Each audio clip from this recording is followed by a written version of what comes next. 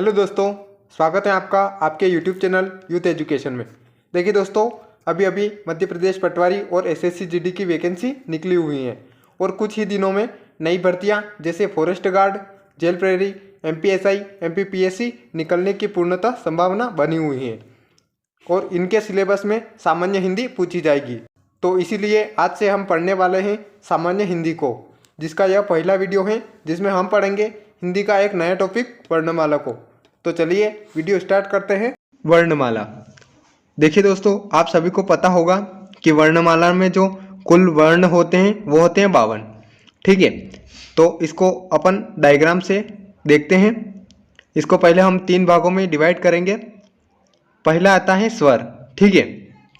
अगला आता है व्यंजन, इसके बाद आता है अयोगवा।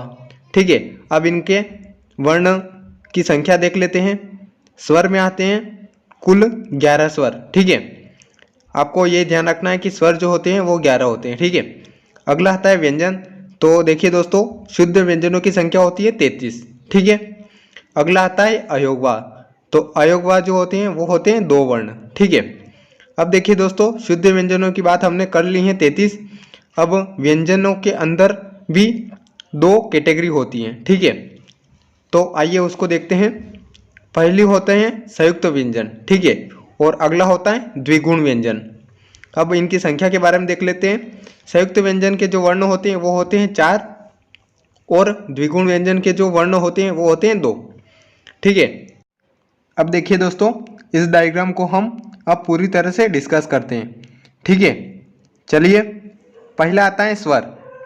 वे ध्वनियाँ जिनके उच्चारण में हवा फेफड़ों से उठकर बिना किसी रुकावट के मुंह या फिर नाक के द्वार से बाहर निकल जाती हैं। ठीक है, जो बिना किसी सहायता से बोले व लिखे जाते हैं, यानी कि जो स्वतंत्र होते हैं, वे स्वर कहलाते हैं। ठीक है, अब देखिए दोस्तों, हिंदी भाषा में जो होते हैं वो 11 स्वर होते हैं। आप अपनों ने डायग्राम में भी देखा है। ठीक है, अब कौन कौन से होते हैं आइए उनको देखते हैं।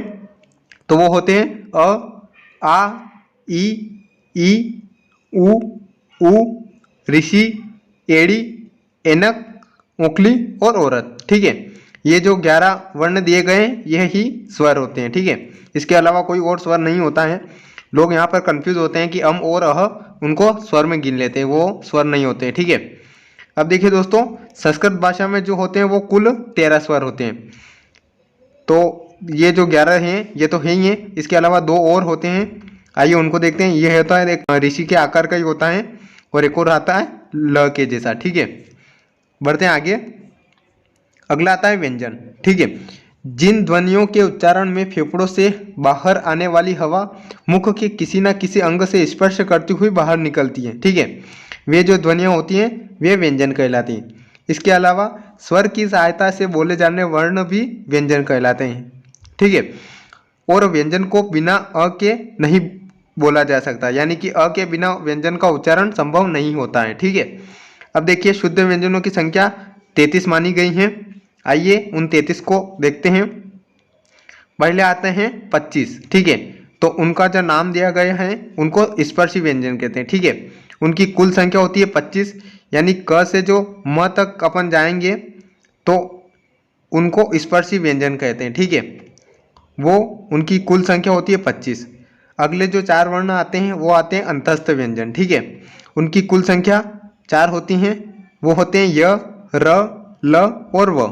ठीक है, अगले 4 वर्ण जो आते हैं उनको उष्मी या फिर संघर्षी व्यंजन कहा जाता है। ठीक है, जो होते हैं श, श, स और ह।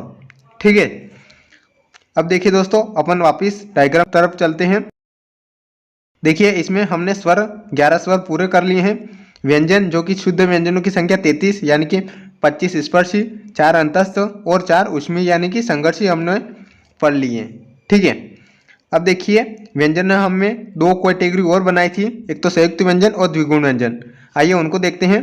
संयुक्त व्यंजन जिनकी संख्या 4 होती है, तो वो कौन से होते हैं उनको देखते हैं।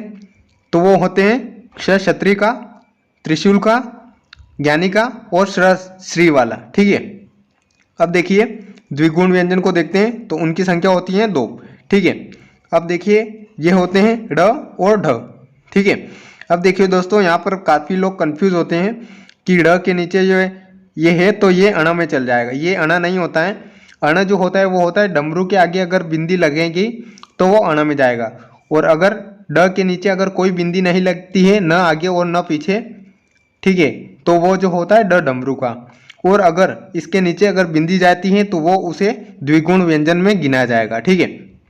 अगला देखिए ढ ढक्कन का, ठीक है, अगर इसके नीचे अगर बिंदी लगी हो तो वो द्विगुण व्यंजन में जाएगा, ठीक है। ये आपको ध्यान रखना है, यहाँ पे काफ़ी लोग कंफ्यूज होते हैं तो आपको नहीं होना है, ठीक है। अब देखिए अगला आता है अयोगवाह। अयोगवाह नाम से वर्णमाला का एक तीसरा प्रकार आचार्य किशोरीदास वाजपेयी जी ने दिया है, ठीक है। लिखित के आधार पर स्वर और मौखिक के आधार पर इन्हें व्यंजन में गिना जाता है। इनकी संख्या होती है 2। आइए इनको देखते हैं। ये होते हैं अम और अह। देखिए दोस्तों, लिखने के आधार पर इन्हें स्वर में गिना जाता है और मौखिक यानी बोलने के आधार पर व्यंजन में। बोलने यानी कि जब इनका उच्चारण करते हैं तो अम यानी कि पीछे म का साउंड आता है, और अह यानी कि ह का साउंड आता है, यानी कि पीछे व्यंजन आता है। तो इसलिए मौखिक के आधार पर इन्हें व्यंजन में गिना जाता है और लिखने के आधार पर इन्हें स्वर में गिना जाता है।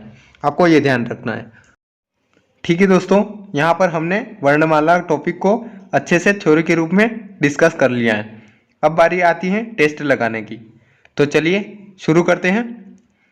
पहला प्रश्न है, वे ध्वनियाँ जिनके उच्चारण में हवा फेफड़ों से उठकर बिना किसी रुकावट के बाहर निकल जाती हैं वे क्या कहलाते हैं, ठीक है। तो देखिए दोस्तों, इसका सही आंसर होगा ऑप्शन नंबर ए, स्वर।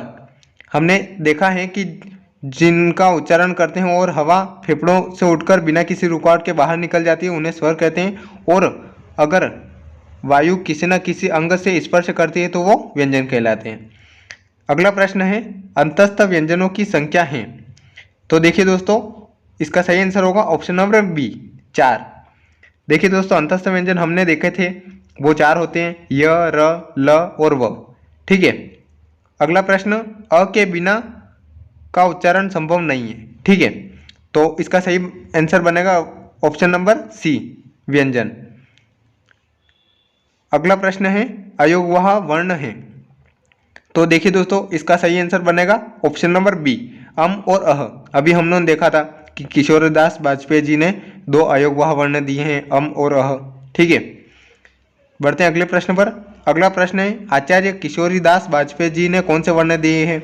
तो देखिए दोस्तों, अभी अपनों प्रश्न हल करा है ऊपर, तो वो दिए हैं अयोगवाह, ऑप्शन नंबर डी अपना सही आंसर होगा। अगला प्रश्न है, हिंदी भाषा में कुल स्वर होते हैं। तो देखिए दोस्तों, इसका सही आंसर बनेगा ऑप्शन नंबर सी, 11। हमने देखा था कि हिंदी भाषा में कुल जो 11 स्वर होते हैं और जो शुद्ध व्यंजन होते हैं वो 33 होते हैं। 11 स्वर में अम और अह को नहीं गिनते हैं, ठीक है, ये ध्यान रखना अपने को। अगला प्रश्न है, ऊष्मी यानी कि संघर्ष व्यंजन निम्न में से कौन से हैं। तो देखिए दोस्तों, इसका जो सही आंसर बनेगा वो बनेगा ऑप्शन नंबर डी, श, श, स और ह, ठीक है। इन्हें ऊष्मी और संघर्षी व्यंजन कहते हैं, याद रखना अपने को। अगला प्रश्न है, द्विगुण व्यंजन निम्न में से हैं। तो देखिए दोस्तों, इसका सही आंसर बनेगा ऑप्शन नंबर ए, ड़ और ढ।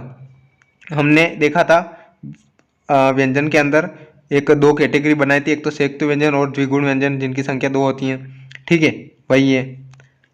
अगला प्रश्न है, हिंदी वर्णमाला में शुद्ध व्यंजनों की संख्या है। तो देखिए दोस्तों, आपको कंफ्यूज नहीं होना है। हमने कई बार डिस्कस करा है कि जो हिंदी वर्णमाला में शुद्ध व्यंजनों की संख्या होती है वो होती है 33, यानी अपना सही आंसर बनेगा ऑप्शन नंबर बी, ठीक है।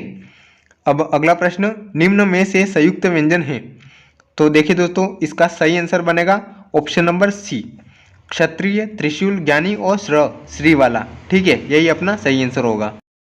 ठीक है दोस्तों, आज का वीडियो यहीं पर समाप्त होता है। अगर वीडियो अच्छी लगे तो लाइक करें, कमेंट्स करें और अपने फ्रेंड्स के साथ शेयर भी करें। मिलते हैं अगले वीडियो में, तब तक के लिए जय हिंद, जय भारत।